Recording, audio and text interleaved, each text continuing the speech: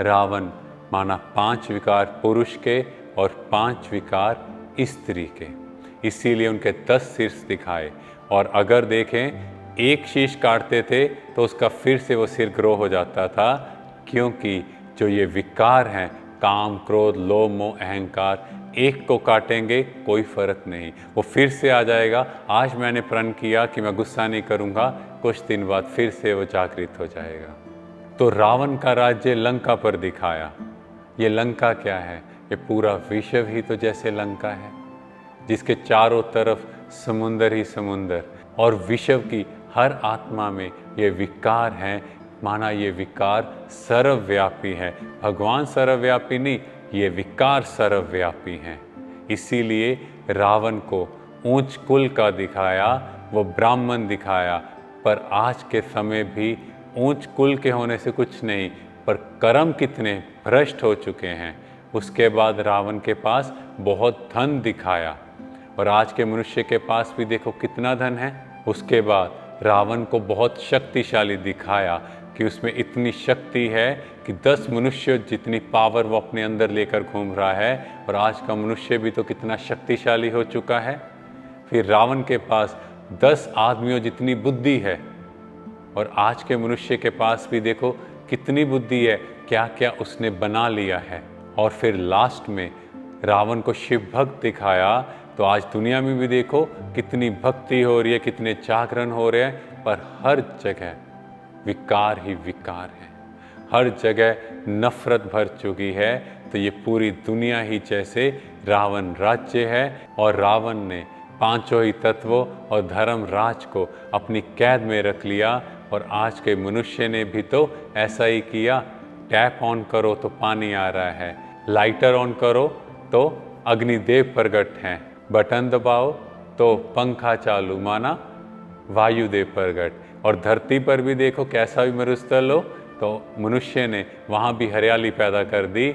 और आकाश से भी देखो कभी भी बारिश करवा सकते हैं। और फिर धर्मराज को भी अपने कंट्रोल में, आप देखो आज के समय मनुष्य मर भी रहा हो, वेंटिलेटर से उसे कितने दिन जीवित रखा जा सकता है। तो आज के समय ऐसा रावण राज्य है।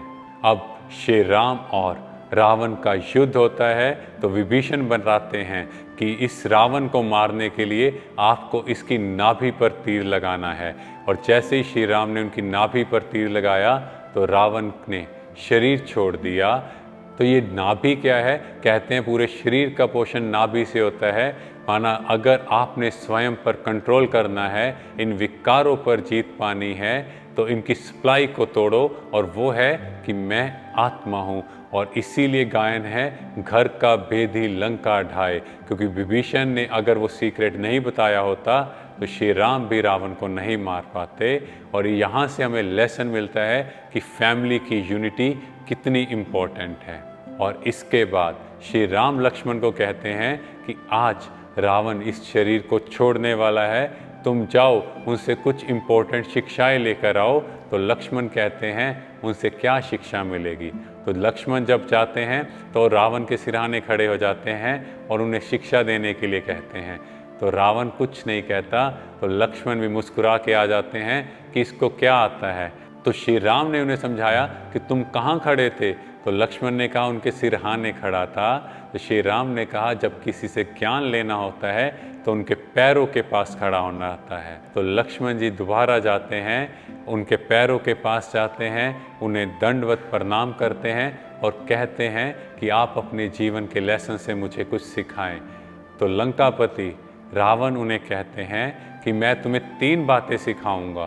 पहली बात, अपनी लाइफ में हितैषियों की बात जरूर सुनो। मेरी लाइफ में यही कमी रही कि मैंने अपने हितैषियों को ही लात मारी, और जो मेरी हाँ में हाँ मिलाते थे उनकी बात को आगे रखा। दूसरी शिक्षा, सामने वाले को कभी भी कमज़ोर नहीं समझना। मैंने ये बड़ी गलती की, मैंने कहा ये तो ये 2 राजकुमारी हैं, ये मुझे क्या मारेंगे। मुझे ये समझ आना चाहिए था कि वो राजकुमार भी शक्तिशाली हो सकते हैं, क्योंकि कोई भी तिनका भी हो, सामने वाले की शक्ति को कभी अंडर एस्टिमेट नहीं करना चाहिए। और तीसरी शिक्षा, शुभ कर्म में कभी देरी नहीं करनी चाहिए। कई बार रात को मुझे ख्याल आता था कि सीता माता को रिहा कर दूं, पर उसको मैं पोस्टपोन कर देता था और सोचता था कोई बात नहीं, सुबह मैं सीता माता को भेज दूंगा। पर सुबह होते ही मेरा विचार बदल जाता था। इसीलिए जैसे ही कोई प्योर थॉट आए वो कार्य उसी समय कर लेना चाहिए। Thank you. ओम शांति।